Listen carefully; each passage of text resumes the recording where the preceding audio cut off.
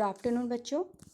हिंदी का पीरियड है और हिंदी के पीरियड में आज हम पढ़ेंगे हमारी पाठ्य पुस्तक बसंत भाग 3 पाठ 13 जहाँ पहिया है। इस पाठ के लेखक पालगम्मी साईनाथ जी हैं।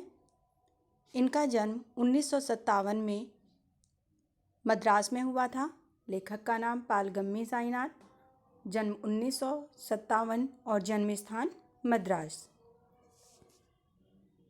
आगे देखिए बच्चों, इन्होंने इस पाठ में क्या लिखा है।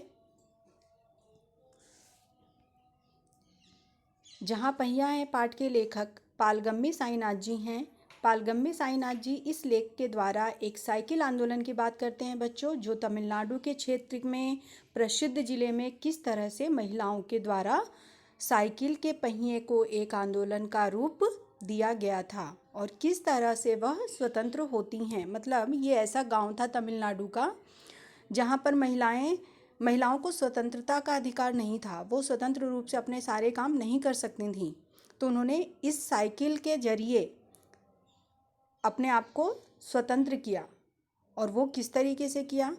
अपने घर और समाज से बाहर निकलकर आत्मनिर्भर बनती हैं। वो साइकिल का पहिया एक साधन के रूप में प्रस्तुत होता है। साधन के रूप में कैसे कि मतलब कई बार महिलाएं अपने प्रत्येक काम के लिए, जैसे मार्केट से सब्जी लाना या बच्चों को स्कूल लेकर जाना या काम पर जाना, इसके लिए या तो पैदल जाती हैं या फिर अपने पति पर निर्भर होती हैं।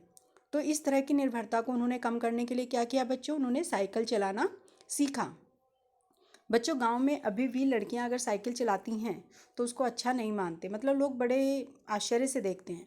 तो तमिलनाडु जिला जो था वहाँ पर भी महिलाएं साइकिल चला रही थीं, तो उसको भी बड़े ही आश्चर्य से पुरुष देखते थे और मतलब वहाँ पर एक तरह से ये प्रतिबंधित था।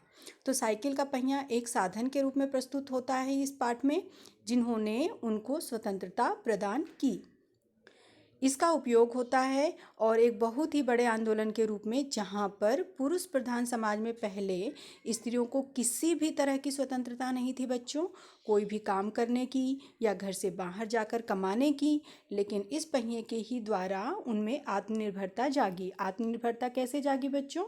अब वो बाहर साइकिल के द्वारा, साइकिल के माध्यम से वो काम पर जा सकती थीं। यदि उनको अपने बच्चों को भी साथ में ले जाना है, महिलाएं काम पर क्यों नहीं जा सकती? बच्चों के कारण। छोटे बच्चे हैं तो अगर वो काम पर जा रही हैं तो अपने बच्चों को अपने साथ साइकिल पर बैठा के वो ले जा सकती थीं। और उन्होंने अपने काम स्वयं करने आरंभ किए। अब वे बिल्कुल स्वतंत्रता से अपने कार्य करती हैं और उनमें एक नई आज़ादी का अनुभव और संचार हुआ। आगे देखिए बच्चों, इस लेख में तमिलनाडु के एक गरीब जिले में होने वाले सामाजिक परिवर्तन तथा आंदोलन का वर्णन कर रहे हैं।